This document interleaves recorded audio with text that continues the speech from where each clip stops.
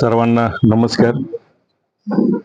Doctor Sunil Kumar Lavate विचार मंचचे अध्यक्ष doctor हेडेकर sir आणि इतर सर्व मान्यवर, वेळ झालेला आहे. सगळ्यांची नावं न घेता मी विषयाला थेट सुरुवात करतो. वंदे मातरम हा मी निवडलेला आणि सरांनी मान्यता दिलेला विषय आज मी मांडणार आहे. ही वंदे मातरम स्वातंत्र्य चळवळ ही परकीय लोक जे आले त्यांच्यामुळं हे सगळं आपल्यावर लादलं गेलं. परकीय लोक सुरुवातीला 1498 पोर्तुगीज आले. कालिकत बंदरामध्ये वास्को द गामा हा पहिल्यांदा अवतरला आणि त्याच्या अनुषंगानं संपूर्ण युरोपियन संस्कृती आली. त्याच्या पाठोपाठ डच 1595 आले. पोर्तुगीज आले, त्यांनी गोवा दीव दमन मध्ये आपलं सेंटर तयार केलं. डचांनी पालखोल वेंगुर्ला सुरत या ठिकाणी. इंग्रज 1613 आले. सुरत मध्ये त्यांनी जहांगीर बादशाहकडून परवानगी घेऊन सुरतेमध्ये पहिली वाकरा स्थापन केली. त्यानंतर मुंबई, कलकत्ता आणि मद्रास ही शहरं जी समुद्र किनाऱ्याला आहे ती त्यांनी कॅप्चर केली व्यापारासाठी आणि तिथं त्यांनी आपलं संस्थान निर्माण केलं. फ्रेंच 1667 आले आणि फ्रेंचांनी पॉंडिचेरी या ठिकाणी आपलं सेंटर उभा केलं. वंदे मातरमचा प्रश्न हा सर्वसाधारणपणे 1905 दरम्यान आला. बंकिमचंद्र चट्टोपाध्याय म्हणजेच चटर्जी, हे दोन नाव आहेत त्यांना, त्यांनी हे या सगळ्या गीताचे रचनाकार आहेत. 27 जून 1833 त्यांचा जन्म झाला. 56 वर्षाचं आयुष्य त्यांना लाभलं.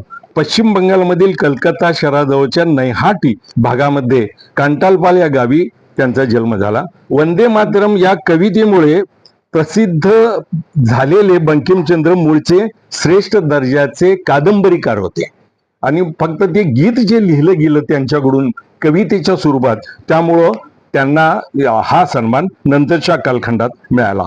त्यांचे वडील जादवपंत मिदनापूरचे उपजिल्हाधिकारी होते. कलकत्ता विद्यापीठाची जी पहिली बॅच पदवीधरांची बाहेर पडली त्याचे एक सदस्य म्हणून बंकिमचंद्र हे पदवीधर झाले आणि विशेष म्हणजे पदवीधर झाल्याबरोबर त्यांना उप न्यायाधीशाचं पद मिळालं आणि ते सरकारी नोकरीमध्ये आले.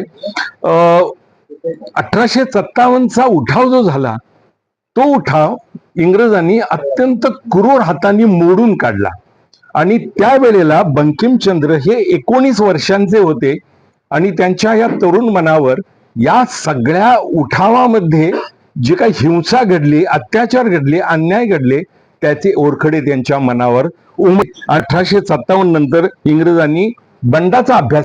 1857चा उठाव का झाला आणि तो इतका प्रभावी का झाला, आपल्याला लवकर समजला का नाही, आपल्याला तो मोडायला अधिक उशीर का लागला, याचा इंग्रजांनी अभ्यास केला.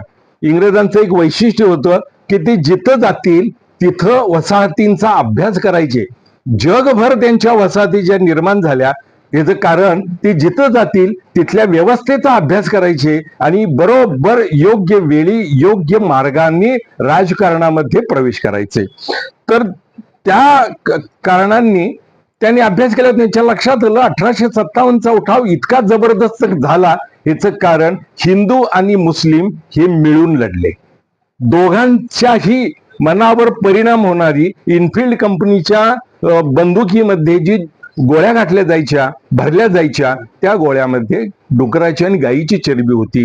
गाय हिंदूंच्यासाठी पवित्र आणि डुकर मुस्लिमांच्यासाठी अपवित्र. या दोन्हीची चरबी आमचे शिपाई तोंडानं तोडतात म्हटल्यानंतर दोन्ही समाजामध्ये असंतोष पसरला आणि दोघांनी प्रभावी अशा रीतीचा उठाव झाला. इंग्रजांना तो तोडायला फार मोठे कष्ट उपसायला लागले आणि मग त्यांच्या लक्षात आलं आता आपली पॉलिसी बदलली पाहिजे. डिवाइड अँड रूल, फोडा आणि झोडा. फोडायचं, विभागायची, ताकद विभागायची, अशा रीतीची त्यांची पॉलिसी ठरली. बंकिमचंद्रांना हे सगळं बघावं लागलं आणि मग त्यांनी 56 वर्षाच्या संपूर्ण आपल्या आयुष्यामध्ये 14 कादंबऱ्या त्यांच्या नावावर जमायत. 14 कादंबऱ्या लिहिलेल्या आहेत. गद्य लेखनाचा एक ग्रंथ त्यांनी लिहिला आणि सुरुवातीची एक कविता संग्रह. दर्जेदार लिखाणामुळं त्यांच्या कालखंडाला बंकिम काल असं म्हटलं जायचं बंगालमध्ये. इतके ते दर्जेदार असे रचनाकार होते. 1857च्या उठावानं प्रेरित झालेल्या बंकिमचंद्रांनी वंदे मातरम ही कविता लिहिली. ते कवितेच्या स्वरूपात सुरुवातीला त्यांनी लिहिलं आणि त्याला त्यांनी मातृभूमीच्या जन्मभूमीला मातृभूमीचं रूप दिलं आणि त्यांनी त्याला टायटल दिलं वंदे मातरम. याचा साधा सोपा अर्थ माते तुला वंदन असो, हा साधा अर्थ आहे. आता यातून काही बऱ्याच गोष्टी नंतर घडल्या, त्याचा उल्लेख मी करेन. बंकिमचंद्रांनी उपन्यायाधीश या पदावर काम करत असतानाच आनंदमठ ही कादंबरी लिहिली आणि हे वंदे मातरम ही कविता त्यांनी त्या आनंदमठ कादंबरीमध्ये समाविष्ट करून टाकली. 1880 ते 1882 या 2 वर्षात ही कादंबरी बंगदर्शन या मासिकातून क्रमशः प्रसारित होत होती. त्याला फारसा प्रतिसाद, ज्याला म्हणतो आपण उठाव, तो काही त्यावेळेला झाला नाही. आनंदमठ या कादंबरीचा विषय सरांनी सांगितलंच, संन्याशाचं बंड असा तो विषय आहे. संन्यासाचं जे बंड झालेलं होतं आणि ते बंड कसं मोडून काढलं, संन्याशांच्यावर अन्याय झाला, त्याचा सगळा इतिहास आनंदमठ या कादंबरीमध्ये होता. आणि 13 वर्षाच्या 1763 ते 1780 या 13 वर्षाच्या काळात डाक्का, उत्तर बंगाल, नेपाल तराई, दिनाजपूर, रंगपूर, पूर्णिया या भागात झालेल्या बंडाचा कागदपत्राच्या आधारे त्यांनी सगळा आढावा घेतला.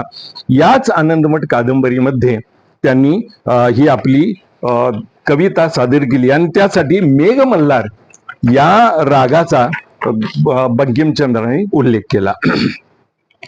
वंदे मातरम या गीताला म्हणजे कवितेला सुरुवातीला अत्यंत थंड प्रतिसाद मिळाला. थंड प्रतिसाद, फारशी दखल कुणी घेतली नाही.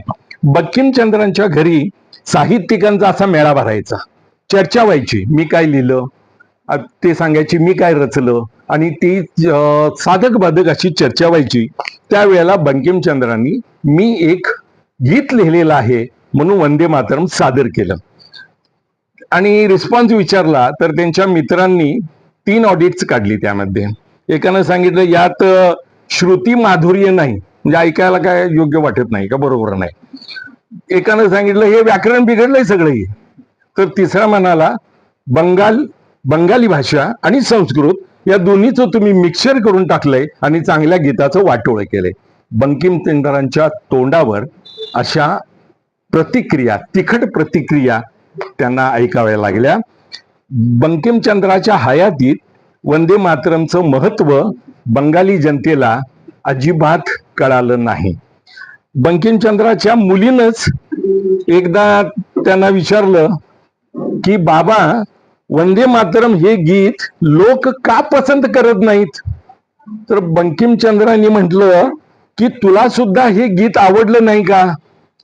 तर मुलगीनं आपल्या बाबाला, बंकिमचंद्रांना स्पष्टपणे सांगितलं तितकंस मला काही आवडलं नाही. त्यावेळेला बंकिमचंद्रांनी एक 2-4 वाक्य उच्चारली जी भविष्यवाणी होती आणि ती खरी ठरली. बंकिमचंद्र आपल्या मुलीला म्हणाले, एक दिवस पाहशील की 10-20 वर्षाच्या आतच या गीतामुळे सारा बंगाल पिटून उठेल आणि सारे देशवासीय या शब्दांनी झपाटतील. ज्याला विपरीत असे रिपोर्ट्स आलेले होते त्याबद्दल बंकिमचंद्र इतक्या विश्वासाने बोलतायत.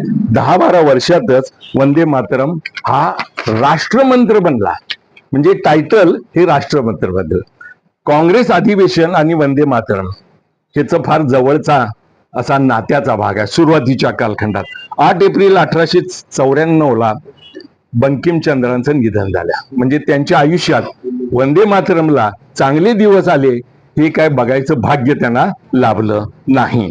काँग्रेसचं म्हणजे हिंदी राष्ट्रीय सभेचं, हिंदी राष्ट्रीय सभा, राष्ट्रीय सभा, Indian national Congress, national Congress अशी 4 नावं या राष्ट्रीय सभेला होती.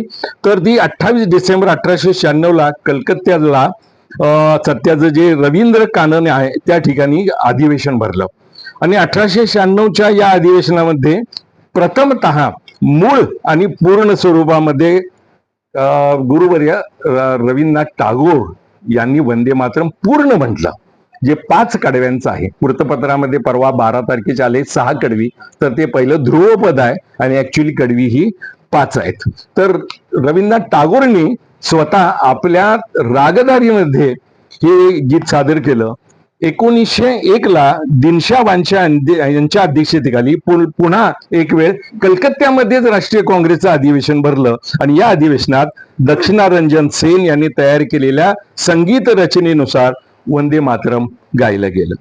यानंतर वंदे मातरमच्या गायनानंच काँग्रेस अधिवेशनाची सुरुवात होण्याची प्रथा सुरू झाली.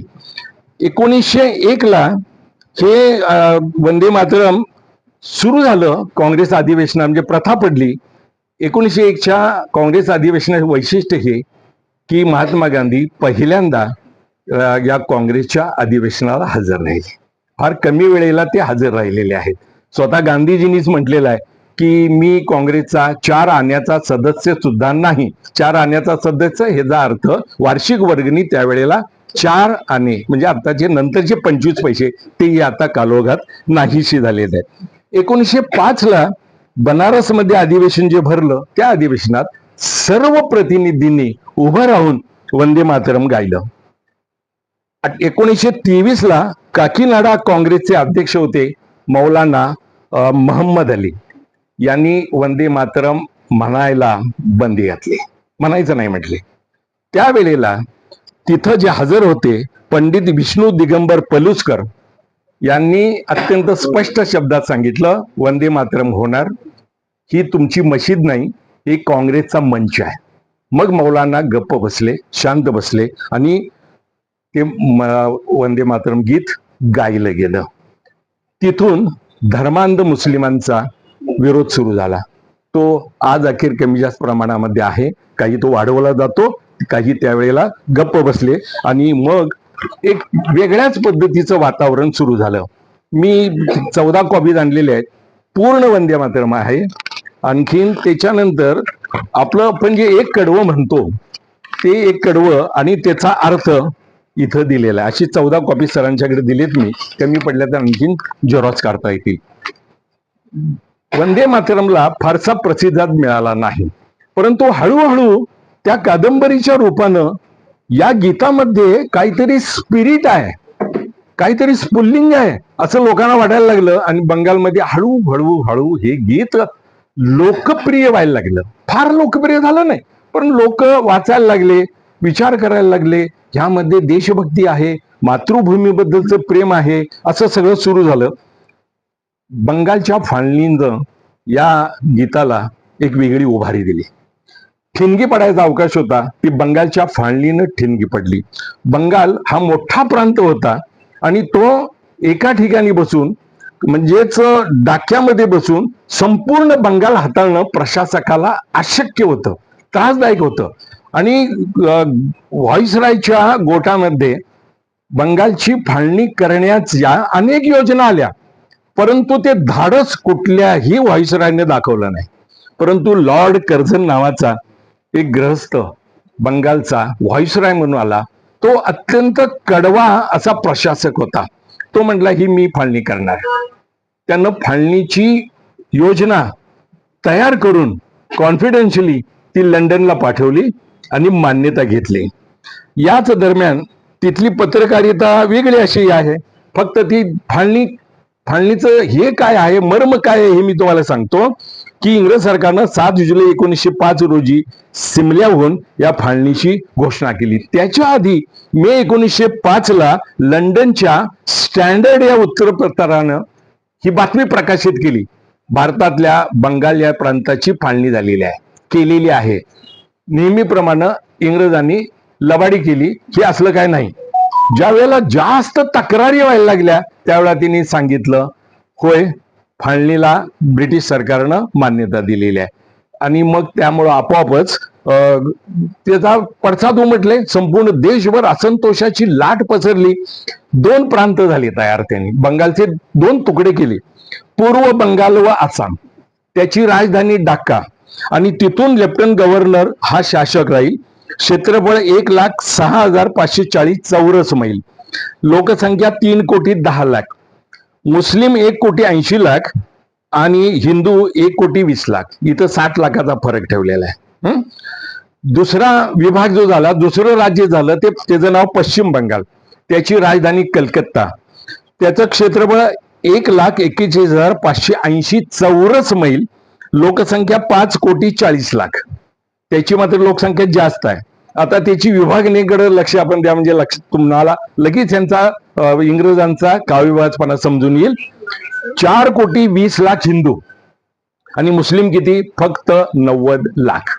हिंदू मुस्लिमांच्या मध्ये फाटाफूट व्हावी अशा रीतीनं एके ठिकाणी हिंदू जास्त, एके ठिकाणी मुस्लिम जास्त, दोघांच्या मध्ये भांडण लावण्याचा हा धंदा इंग्रजांनी जाणीवपूर्वक स्वीकारला होता. 1857 सारखं पुन्हा बंड या देशात होऊ नये आणि आपल्या साम्राज्यवादी वृत्तीला धक्का बसू नये म्हणून हिंदू मुस्लिमांच्या मध्ये फाटाफूट पाडण्याचं काम हे इंग्रजांनी जाणीवपूर्वक केलं. मध्ययुगीन कालखंडामध्ये हिंदू मुस्लिम असे कुठेही दंगल झालेली नाही. मुस्लिम शासकाकडे हिंदू काम करायचे, हिंदू शासकाकडे मुस्लिम अधिकारी काम करायचे. 1857 नंतर मात्र ब्रिटिशांच्या या चलाखीमुळं हिंदू मुस्लिमांच्या मध्ये फूट पडली. त्यांचा उद्देश यात काय होता हे करण्यामागं?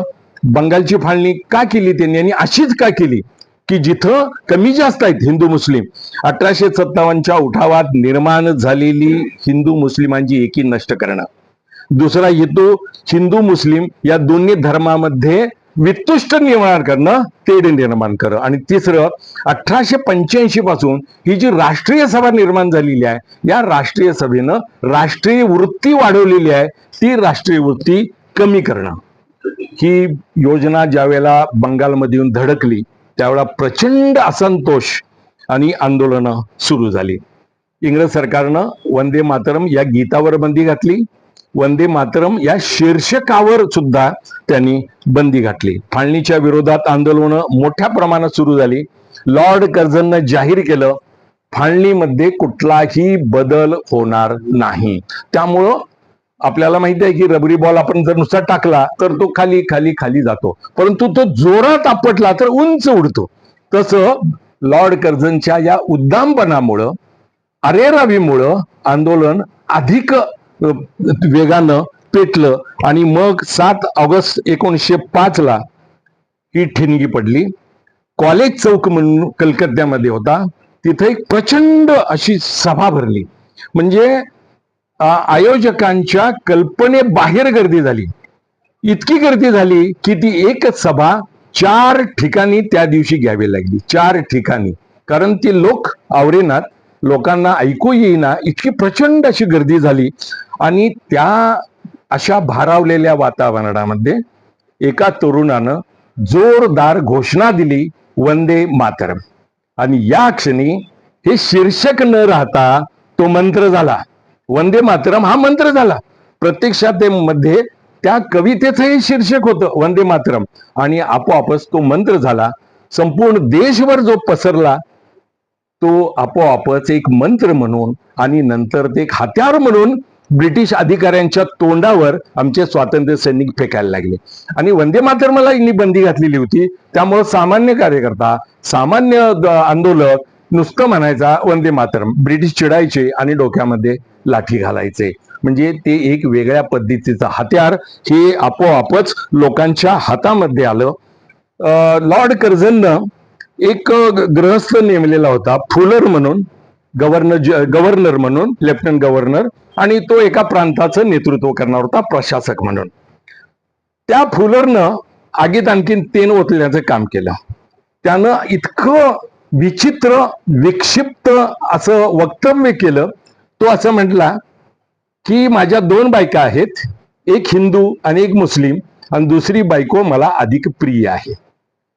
या त्याच्या हलकट विधानामुळं आपोआपच बंगाल पूर्णपणे पेटला आणि आंदोलनाला वेगळीच अशी एक धार आली. वंदे मातरम हा मंत्र संपूर्ण देशभर पसरला. अनेक स्वातंत्र्य सैनिकांनी हा मंत्र म्हणत इंग्रजांच्या लाठी काठ्या खाल्ल्या, जखमी झाले. या 11 ऑगस्ट 1908 ला वंदे मातरम म्हणत म्हणत खुदीराम बोस आणि कन्हैयालाल दत्त या दोघांनी फासावर जाणं पसंत केलं. त्यानंतरची त्यांच्या पाठोपाठ फाशीवर जाणारे जे क्रांतिकारक आहेत, मदनलाल धिंगरा, अमीचंद्र, अवध बिहारी, बालमुकुंद, व आमरखी, वसंत कुमार, डॉक्टर अरुण सिंग, रामप्रसाद बिस्मिल, रोहन सिंग, सूर्यसेन आणि इतर अनेक हुतात्म्यांनी वंदे मातरम म्हणत म्हणत फासावर जाणं पसंत केलं. आणि त्यावेळेला ते जेलर, ते पोलीस अधिकारी रागानं बेभान व्हायचे की ज्या वाक्यावर, ज्या 2 शब्दांच्या वर, ज्या गीतावर आम्ही बंदी घातलेली आहे, हे लोक फाशीवर जाताना सुद्धा वंदे मातरम म्हणतात. त्यामुळे ते अधिकच चिडायचे. वंदे मातरमची बिल्ले छातीवर लावून लोक मोर्चे काढायला लागले. प्रभात फेऱ्या रविवारी सकाळी निघायला लागल्या. वंदे मातरम म्हणत म्हणत प्रभात फेऱ्या निघाल्या. 14 एप्रिल 1906 एक मोर्चा प्रचंड निघाला. त्या मोर्चावर पोलिसांनी बेछूट असा लाठीमार केला, ज्या लाठीमारामधून अरविंद बाबू, मोतीलाल घोष, सुरेंद्रनाथ आणि भूपेंद्रनाथ दत्त हे सुद्धा सुटले नाहीत. भूपेंद्रनाथ दत्त म्हणजे नरेंद्रनाथ दत्तांचे बंधू, नरेंद्रनाथ दत्त म्हणजे स्वामी विवेकानंद, तर ते सुद्धा यामधून सुटले नाहीत. 1906 बिपिनचंद्र पाल यांनी वंदे मातरम हे इंग्रजी दैनिक सुरू केलं. म्हणजे कवितेचं शीर्षक हे किती वाढू शकतं आणि किती उच्च स्तराला जाऊ शकतं याचं हे एक उदाहरण मानावं लागेल. 1908 जर्मनीमधील स्टुटगार्ड येथील परिषदेत मादाम कामा यांनी राष्ट्रध्वज पहिल्यांदा फडकवला. त्या राष्ट्रध्वजवर देवनागरी लिपीत लिहिलं होतं वंदे मातरम.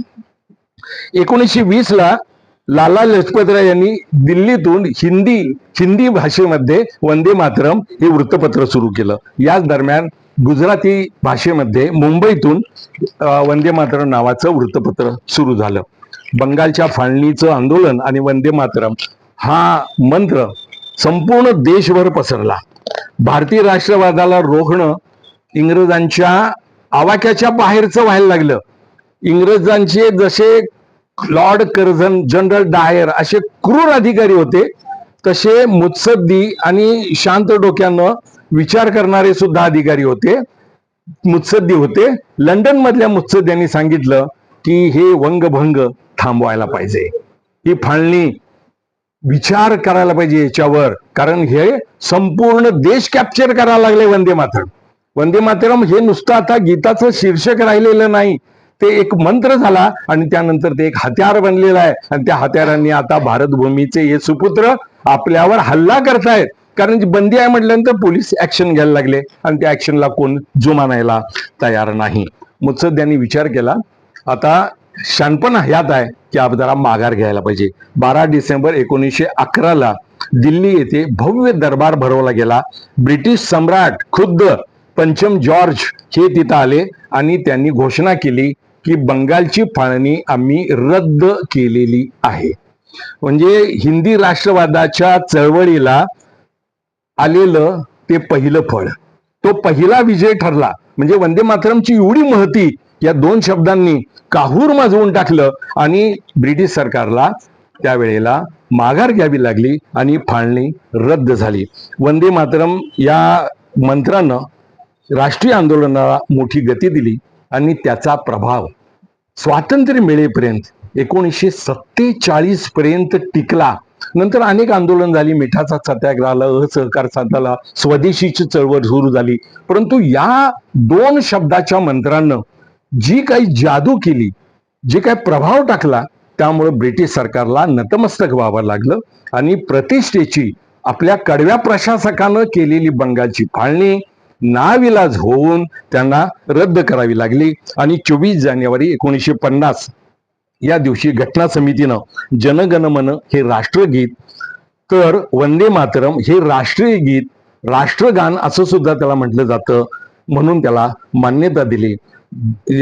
हा मंत्र देणारे ज्याचे रचनाकार आहेत ते बंकिमचंद्र चट्टोपाध्याय उर्फ चटर्जी. हा मंत्र म्हणणारे, लाटाकाटा खाणारे सर्व आंदोलक, स्वातंत्र्यवीर आणि हा मंत्र म्हणतच फासावर चढणाऱ्या सर्व हुतात्म्यांना मी वंदन करतो. जय हिंद, जय महाराष्ट्र. कशाला विरोध होतोय? मुस्लिमांच्या म्हणजे धर्मांध मुस्लिम नेत्यांचा, धर्मांध मुस्लिम आणि ते पुन्हा राजकारणी. आता राजकारणी म्हटलं की ते सगळं आलं, आपण ते समजून घ्यायचं. तर या धर्मांध मुस्लिम राजकारण्यांचा याला विरोध आहे. तो कशासाठी विरोध आहे? तर त्यांचं म्हणणं असं आहे की यामध्ये मातृभूमीला वंदन करण्याचा प्रकार आहे. आमच्याकडे वंदन होत नाही. आम्ही एकेश्वरवादी आहोत. आम्ही मूर्तीपूजेला आमचा विरोध आहे. त्यामुळं यामध्ये प्रत्यक्षामध्ये त्यांनी मातृभूमीला याला आपल्या देशभूमीला मातृभूमी बघितलंय. आई म्हटलेलं आहे हे माते तुला वंदन असो. वास्तविक मुस्लिम धर्मांधांनी राजकारणासाठी याला विरोध केला. आजही तेच करतायत आणि त्यांनी विरोध केल्यानंतर पलीकडच्या बाजूनी विरोध वाढतो. मग कुठेपर्यंत जातं ते आता हे आपल्या सगळ्यांना माहिती आहे. एका खासदारानं, सत्तारूढ पक्षाच्या खासदारानं असं म्हटलं, अगर इस देश में रहना है तो वंदे मातरम कहना है.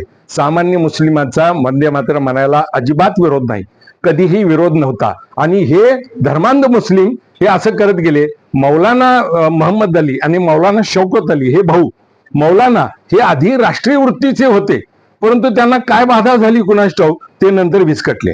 अगदी सारे जहां से अच्छा हे लिहिणारे डॉक्टर मोहम्मद इक्बाल सुरुवातीला राष्ट्रीय वृत्तीचे होते, परंतु नंतर त्यांना काय चावलं काय कळत नाही, ते खोळ्यासारखं करायला लागले. नंतर जे आले ते काय विद्वान, त्या विद्वानांचं काय बोलावं, ते पाकिस्तान घेऊनच गप्प बसले. बॅरिस्टर होते, अत्यंत विद्वान हुशार माणूस, परंतु अत्यंत विकृत माणूस. गांधीजींच्या बरोबर त्याची जी काही मसलत झाली ती अनेक पुस्तकांमधून आलेली आहे. हा ग्रहस्थ पाकिस्तान घेऊन गेला आणि 1.5 वर्ष जगला, कारण जाताना त्याला दम्याचा विकार झाला होता. धर्मावर त्याची अजिबात श्रद्धा नव्हती. मौलाना आझाद वेगळे आणि बॅरिस्टर जिना वेगळे. मौलाना आझाद हे धर्मग्रस्त होते. काँग्रेसच्या अधिवेशनात अध्यक्ष असताना सुद्धा 5 मिनिटात आलो म्हणायचे, पलीकडे जायचे, नमाज पठण करायचे, परत येऊन अध्यक्षपदावर बसायचे. आणि पाकिस्तानच्या ह्याला त्यांनी फाळणीला त्यांनी विरोध केलेला होता. बॅरिस्टर जिना हे दारू पित होते, डुकराचं मटण खात होते, नमाज पडत नव्हते, धर्माशी त्याचा काही संबंध नव्हता. मौलाना आझाद फाळणीला विरोध करणारे आणि हा ग्रहस्थ जो ब्रिटिश पद्धतीने राहतो आणि सर्व धर्माच्या, इस्लाम धर्माच्या विरोधात वागतो, तो ग्रहस्थ म्हणतोय पाकिस्तान लेके रहेंगे, आमच्या धर्मासाठी वेगळा देश पाहिजे. परंतु त्या विद्वान म्हणजे तथाकथित विद्वान पण अक्कल कमी असणाऱ्या माणसाला हे कळालं नाही. जगाचा इतिहास आहे की धर्मावर आधारित राष्ट्र निर्माण होऊ शकत नाही. निर्माण झालं तर ते टिकू शकत नाही. आता 75 वर्ष झाली पाकिस्तानची अवस्था पूर्णपणे कंगाल असा देश झालाय, कारण धर्म हा त्याचा बेस आहे. धर्म हा राष्ट्र उभा करू शकत नाही, राष्ट्र विकलांग करतो. जे कार्ल मार्क्सनं म्हटलं धर्म आहे अफूची गोळी आहे, तर ते अफूपेक्षा सुद्धा भयानक ती कोकींची गोळी आहे का काय, असं वैयक्तिक असं मला वाटतंय. आपण ऐकून घेतल्याबद्दल मनपूर्वक. नाही, संस्कृतला विरोध मुस्लिमांचा नाही, तेवढा अभ्यास नाही कोणाचा, तेवढा अभ्यास नाही आहे. 6 कडव्यांचा जो आग्रह धरला जातो ज्याच्यामध्ये देवी देवतांचा उल्लेख आहे, बरोबर, तो आग्रह धरण्यामागची नेमकी भूमिका म्हणजे यामध्ये तुम्ही एकेश्वरवादाला आमच्या धक्का बसतो, आमच्याकडे मूर्तीपूजा नाही असं त्या धर्मांध मुस्लिमांचा, सामान्य मुस्लिमांची भूमिका झाली. दुसरी मी आता असं म्हणतोय की हिंदुत्ववाद्यांची सुद्धा अशी भूमिका आहे की पुढची ती 3-4 कसं होतंय. एक मिनिट, काँग्रेसनं काय केलं, ह्याला 3 ते 3.5 मिनिटं लागतात म्हणून काँग्रेसनं एकच कडव्याला मान्यता दिली. काँग्रेसनं वंदे मातरमची मोडतोड केलेली नाही. आपले बायोलॉजिकल जे आहेत ते काय म्हणतात, नॉन बायोलॉजिकल ते म्हणतात मोडतोड की हुई आहे.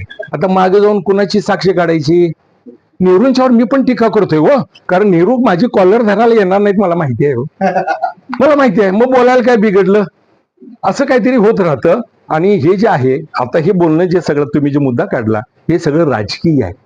आणि राजकारण्यानं बोललं की 100 वेळा तपासून घ्यायचं, 10 वेळा नाही, 100 वेळा, कारण त्यांचा त्यामागचा हेतू असतो. राजकीय हेतू आपला व्हावा आणि आपल्याला राजकीय फायदा व्हावा म्हणून कोणाच्याही टाळीवरचं लोणी खायला ही मंडळी तयार असतात. राजकारण्यांच्यावर आपल्यासारख्यानी विचार सुद्धा करू नये, इतकी घाणेरडी याची परिस्थिती आहे. काँग्रेसने तोडफोड केली, हा या नॉन बायोलॉजिकलनं लावलेला शोध आहे. त्याला काय आधार आहे, आधार द्या ना तुम्ही. आधार देत चला तुम्ही. बाकीची मंडळी कशी देतात, सावरकरांचा आधार देतात, सावरकरांनी असं असं असं असं केलं ते सांगतात ना. मग तुम्ही सांगा ना, काँग्रेसनं कुठं मोडतोड केली? फक्त ब्रीफ केलंय ते एकच यातलं त्यांनी पहिलं पद स्वीकारलंय, पहिलं कडवं स्वीकारलंय आणि तेच कडवं म्हटलं जातंय का प्रोटोकॉल आहे. कारण एवढं सगळं म्हणणं आणि तेवढ्या वेळेत अटेन्शन मध्ये राहणं हे शक्य आहे काय? आपले नितीन गडकरी परवा राष्ट्रगीत म्हणता म्हणता बेशुद्ध पडले, स्टेजवर बेशुद्ध पडले. म्हणजेच वयस्कर लोकांचा हा मोठा प्रश्न होतो. ही कडवी आहेत, ही 5 कडवी आहेत, 6 नाहीत. 12 जूनच्या वर्तमानपत्रामध्ये ते सगळं आलं. 6 कडवी, 6 नाहीत. हे वरचं जे आहे की वंदे मातरम सुजलाम सुफलाम मलयज शीतलाम सस्य श्यामलाम मातरम हे ध्रुवपद आहे आणि त्याच्यानंतरची 5 कडवी आहेत, 6 कडवी नाही. वृत्तपत्रांच्या बातम्या सुद्धा अशा काय येतात की त्याच्यावर किती विश्वास ठेवावा हा एक महत्वाचा असा प्रश्न आहे. आणखीन काही शंका असेल? संदीपराव,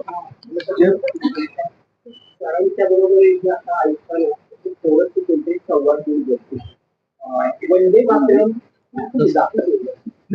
वंदे मातरम हे जे गीत आहे याचा मूलमंत्र झाला बंकिमचंद्र चटर्जींनी जी त्यांची सध्याची जी रूपरेषा त्यांचं जे स्वरूप आहे, सध्याची ओळख आहे की बंकिमचंद्र चटर्जी हे आजच्या बहुतांश हिंदुत्ववाद्यांना नायक वाटतात.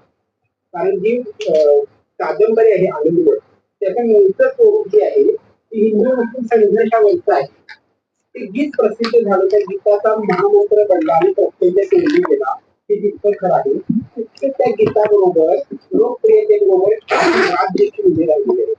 असाच वाद जेव्हा सुरू झाला तर त्या वादावर कलेक्ट घडवण्यासाठी आणि एका निर्णयापर्यंत येण्यासाठी पंडित जवाहरलाल नेहरू, सुभाषचंद्र बोस आणि सरदार वल्लभभाई पटेल अशा तिघांची एक कमिटी होती. त्या कमिटीनं हे संपूर्ण कडवी वापरली तर तिने छानपणे घेतलेला निर्णय असा होता, कडवं क्रमांक 30 पासून सुरू केला वंदे मातरमच्या, तर त्याच्यामध्ये मातृभूमीची जी स्तुती करण्यात आलेली आहे तिच्यावर तिच्या गालापासून ती सगळी वर्णन आहे. एखाद्या स्त्रीचं वर्णन केलं जातं त्या पद्धतीनं मातृभूमीचं वर्णन केलं गेलेलं आहे आणि हे बऱ्याच जणांना खटकण्याची शक्यता होती. या माणसांना ज्यांना ते कडवट समजते अशांना त्याला बोटांनी सुभाषचंद्र बोटांनी जे सुद्धा बंगालचे आहेत, तसं बंगालचे मुली ते राष्ट्रीय आहेत पण बंगालचे आहेत, मूळ बंगाल सरदार पटेल यांना तथाकथित हिंदुत्ववाद्यांच्याकडनं भरपूर मान दिला जातो आणि तुम्हाला सर्वांचे पुरोगामींचे म्हणजे परिवर्तनाचे गेला एक नायक म्हणतात. असा तिसरा स्थानामध्ये जवाहरलाल नेहरू. तर तिघांनी बैठक घेतलेली आहे म्हणजे तिघांनी फक्त पहिली 2 कडवी संगोपन घेतली. तिसऱ्या कडव्यापासूनची गोष्ट सर म्हणजे बरोबर आहे, अखेरीशी संगोपन शक्य नाही. तिसऱ्या कडव्यापासून मातृभूमीची लढण्याच्या रूपामध्ये जी स्तुती सुरू होते ती पुन्हा मला पण म्हटलं तरी शक्य. कुठल्या हिंदू धर्मातील म्हटलं की 6 कडव्याचं वंदे मातरम गाऊन दाखव कोणीही म्हणजे अपवाद वगैरे देखील कोणी मिळेल त्याची शंकाच आहे.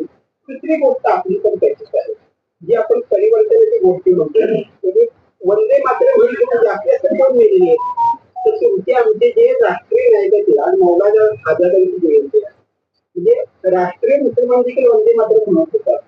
ज्यांनी वंदे मातरम म्हणत हातावर गेलेले नाही अशाने तो वाद वाढवला की देश में रहना ते वंदे मातरम केला. त्यामुळे त्याच्यातील जो क्षणबाजीपणा आहे त्यातून ते राजकारणाची समजून दिल्या वंदे मातरम आपल्याला कालही प्रिय होते आजही प्रिय आणि उद्याही प्रियच राहणार आहे. त्याच्यात वादवर फक्त बाजूला ठेवून मूलमंत्र आज जर आपण राष्ट्रीय राजकारणामध्ये उपलब्ध करू शकलो तर त्या वंदे मातरम गीताचा आज देखील अर्थ आहे. म्हणजे तर म्हटले ते बरोबर आहे त्या गीताला 125 वर्ष पूर्ण होत आहेत. 150 वर्ष पूर्ण होत आहेत आणि स्वातंत्र्याचे पण 75 वर्ष होत आहेत. पुन्हा एकदा नव्या स्वातंत्र्याकडे जायचं तर पुन्हा एकदा वंदे मातरम पुन्हा आम्ही पहिल्यांदा सामूहिकपणे गायलं पाहिजे तर त्या गीताच्या सगळ्या आकलनाला अर्थ राहील काही कृतीला अर्थ राहील असं मला वाटतं. त्या कमिटीचा संदर्भ आहे फक्त वेळेअभावी मी ती मांडलं नाही. वंदे मातरमच्या ज्या वेळेला झालं सध्या तुम्ही म्हटला पहिला काँग्रेस अधिवेशनामध्ये पहिल्यांदा विरोध नवलन केला त्यावेळेला सरांनी सांगितले विष्णू दिगंबर पलुसकरनी त्यावेळेला सांगितले की हे वंदे मातरम म्हटले पाहिजे. मोठे गायक होते त्यांनी गांधर्व महाविद्यालयाची स्थापना लाहोरला त्यांनी केलेली होती ते आपल्या कोल्हापूरचे कुरुंदवाड हे आमच्या गावचे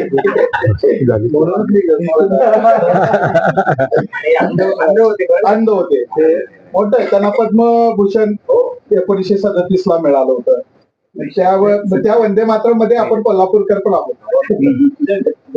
देऊन टाका सगळ्यांनी कुणाला सरांच्याकडे देऊ का ते सगळ्यांना द्या. हा याला वासुदेव बळवंत फडकेंचं म्हणजे प्रेरणा आहे असं समजलं जातं. आता ते बघा म्हणायला आता मग त्यावेळी आता ते लोक नाहीत ना काही म्हणू शकतात. म्हणजे ते महाराज साहित्य त्याच्यात प्रमाण त्याला काहीतरी पाहिजे काहीतरी लेखी पाहिजे असा एक भाग आहे. 2 मिनिटांनी फक्त मला जे कळलं ते सांगतो. आज दोन्ही मुलाखती ऐकल्या. रवी सर तुम्हाला शतशः प्रमाण करून कृतीशील शिक्षक आहात म्हणून प्रमाण करतो. दुसरी गोष्ट पठाण सरांनी खूप चांगल्या पद्धतीने वंदे मातरम म्हटलं.